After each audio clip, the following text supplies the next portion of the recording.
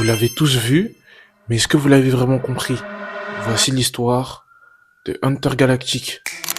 En 2022, Kid Cudi va produire un film d'animation nommé Intergalactic. Un film qui sortira sur Netflix nous racontant l'histoire de Jabari et Mido. Et surtout de comment ils sont passés d'étrangers à bien plus que ça. Mais avant de continuer, j'ai remarqué que vous étiez plus de 90% à ne pas être abonné. Donc n'hésitez pas à vous abonner, ça soutient énormément mon travail.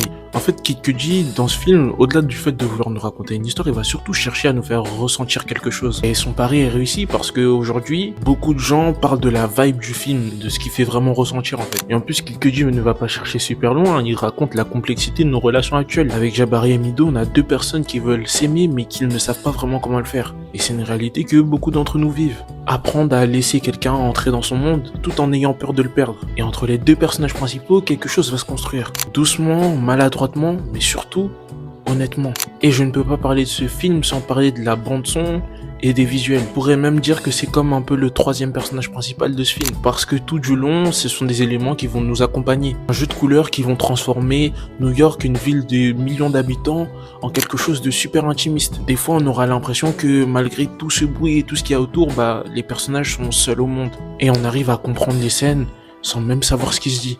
Et en soi, la relation de Jabari et Mido n'est pas parfaite. C'est pas un conte de fées qu'on peut retrouver dans les Disney ou quoi. Mais au moins, leur relation est honnête. En tout cas, moi c'était Jay et on se dit à la prochaine.